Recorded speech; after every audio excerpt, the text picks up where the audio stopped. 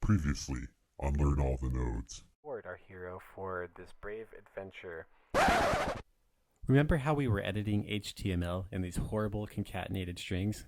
Well, we could keep doing it that way. That would be about as much fun as using COBOL on cogs to do your web development. So let's not do that. Instead, we're going to pull the view code out of the route handlers where it doesn't belong anyway.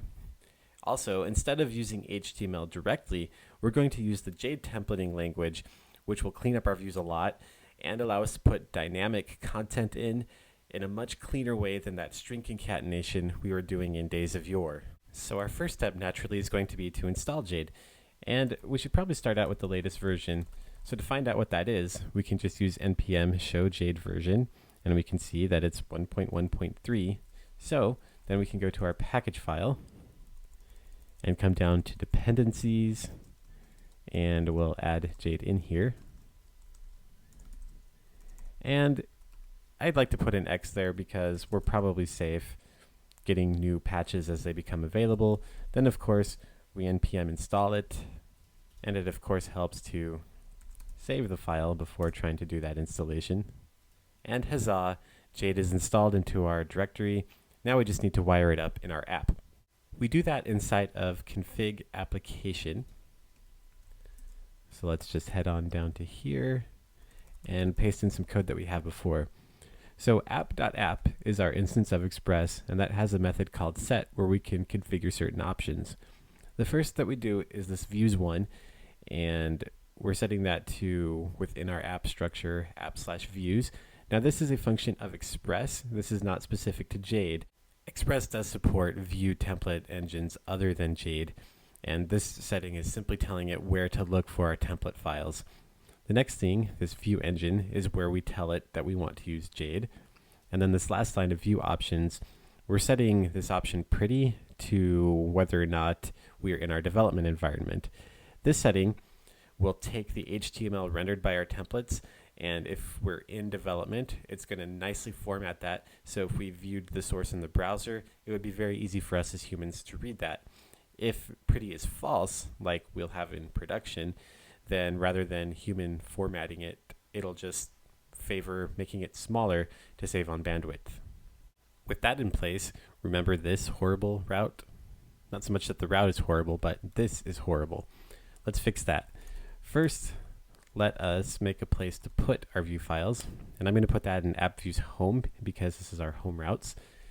And then we can open app views home, home.jade.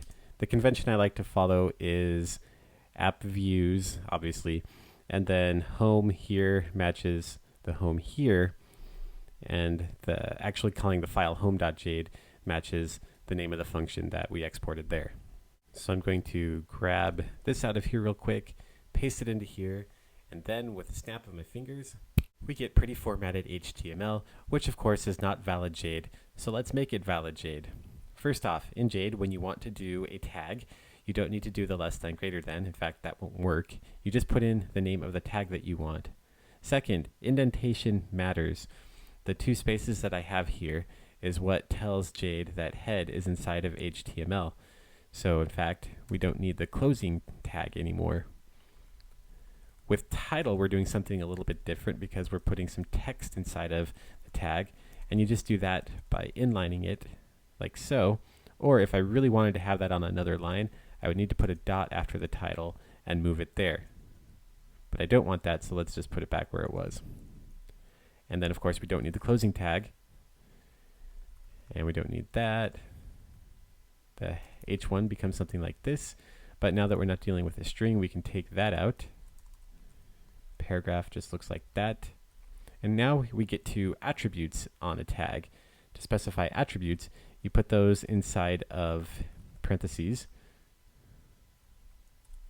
like so, and that's all there is to it. We don't need the closing tag, and here we have a link, so same thing.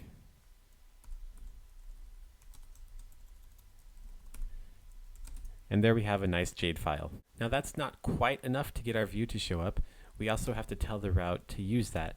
And we do that by calling res_render home.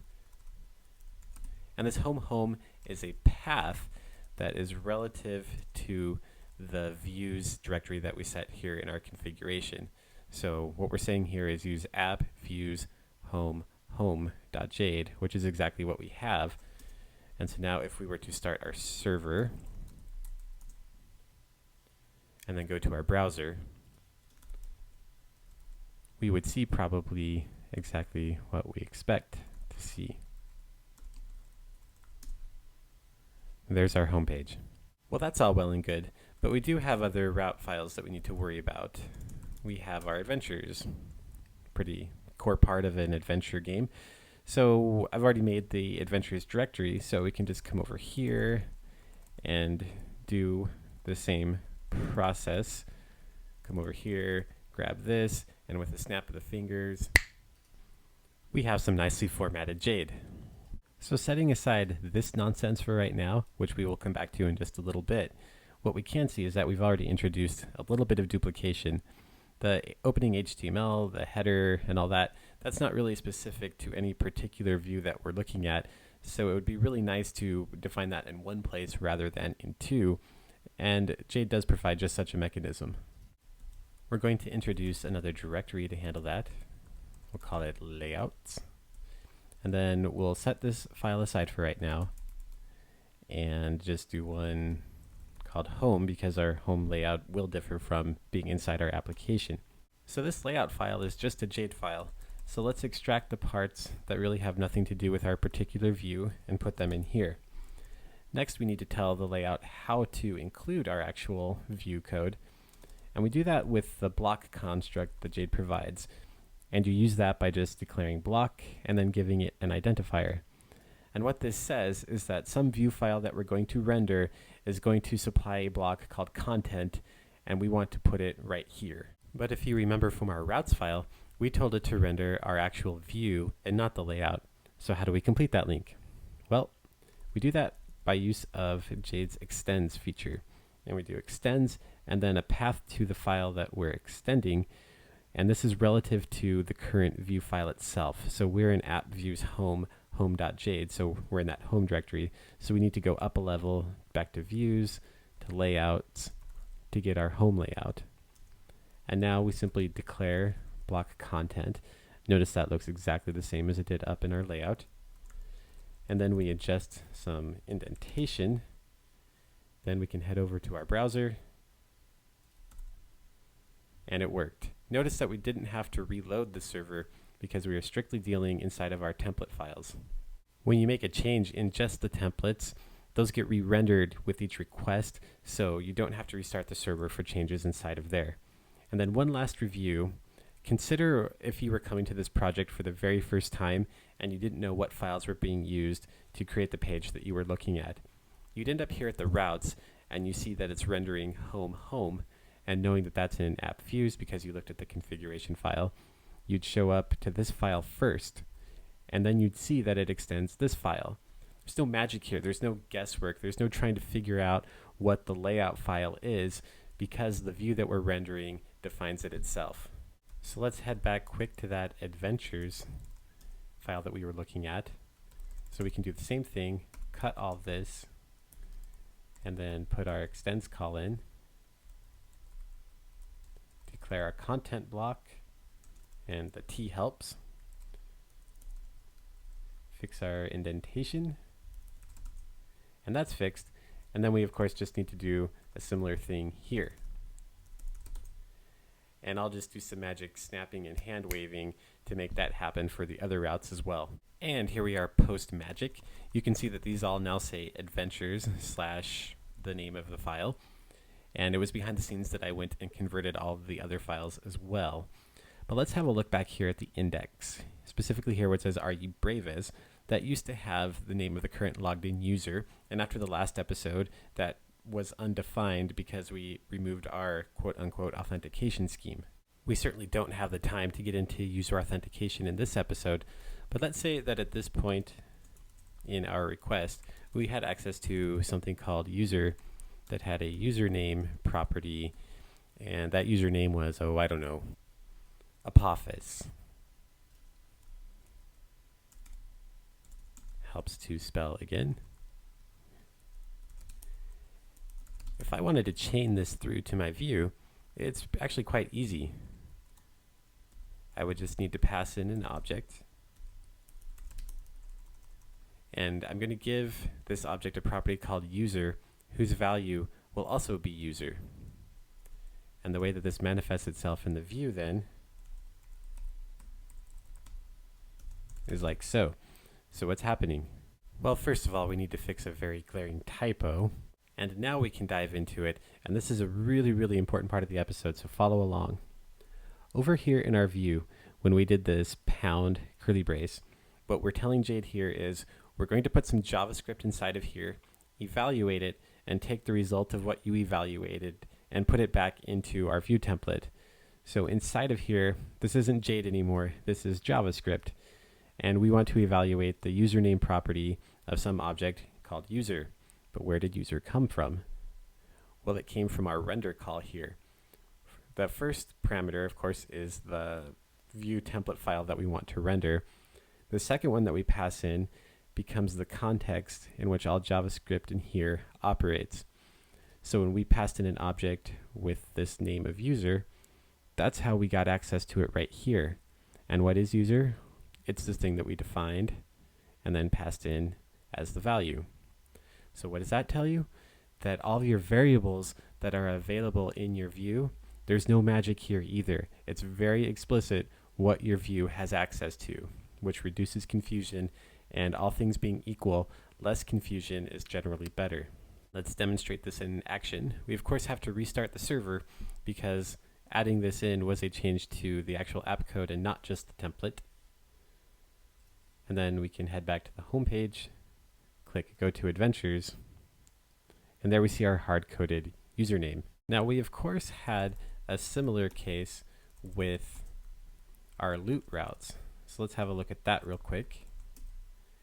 We were using this ID that came from our request and putting that in the template. So how would we fix that? Well, we'd fix it in exactly the same way. Just to mix up the names here a little bit, I'm going to name it like this. And then we would come over here, and can you guess what we would put here? We would put loot ID. Because remember, this is the name of it that we have access to over here. And let's add our period in there, and then go ahead and restart the server again because we did change the app code and not just the template. And now when we're brave as and we go to our loot, we can see it worked again, which is big hooray.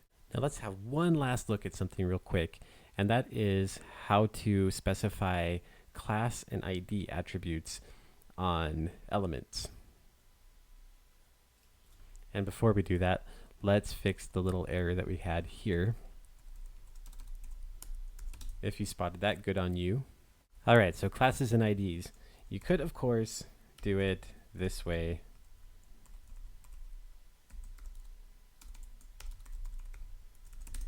And if we were to reload the page, we could have a look at this element, and we'd see that the ID showed up. But there's a more shorthand way available, and if you've used Haml before, this will look familiar. If you just do the name of the element and then a pound sign and then, an identifier, this will render in exactly the same way in the browser, which we can see. Similarly, if we wanted to make that a class, we would just use a dot. And now when we reload, we see we have a class instead. Now, there's one other little trick here, discovered by whoever wrote this in whatever state or country they lived in, is that div elements are really, really common. And so if you wanted to have a div, or a div with a class, you could do div dot, or you can just do dot. And then when this reloads, you can see it's a div with that same class. Now the easy way to remember pound versus dot is that this matches how you would write a CSS selector too. If you write a CSS selector that matches against an ID, you use a £, and if it matches against a class name, you use a dot. And then as one last bonus round here in our layout file, we should probably also specify a doc type, which we simply do with doctype HTML. Well, sadly, this is where we're going to have to stop for this week. We've only scratched the surface of what we can do with Jade. We've left out control flow, if-else statements, that sort of thing. We've left out iteration and how to execute other sorts of JavaScript. We've also left out how to put JavaScript that's supposed to render into our view template. We're going to get into that next time, but this week we already saw some really good cleanup in our routes. We've separated the views from the route handlers, which was a win, and introducing Jade and not doing all that string concatenation. It's much less laborious to write the HTML code. Turns out Node is good for more than just JSON APIs. So with that, bid you all farewell for a week, and happy coding. If you've been watching the episodes and want to add any comments or questions about them, don't forget that each episode has a comments tab where you can say something. And also, the site has a feedback where you can find contact information. So if you think I'm talking too much, or maybe there are just some other topics that you want to see covered, let me know. Thanks for watching.